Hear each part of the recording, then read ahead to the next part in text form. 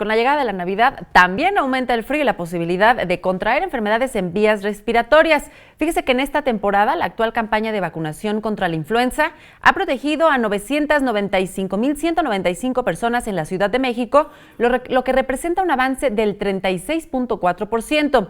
De las 2,737,338 dosis contempladas para su aplicación, el caso del antirrotavirus se tiene como propósito llegar a 66,163 vacunados y ha obtenido un logro del 45.3%, lo que significa un total de 29,992 habitantes.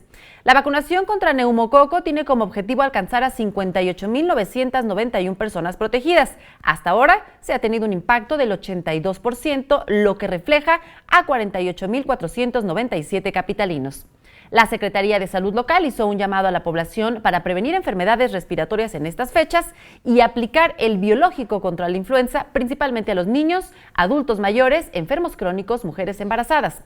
La vacuna es segura y gratuita y además protege contra 3 cepas del virus, H1N1, H3N2 y tipo B, así apuntó la Secretaría.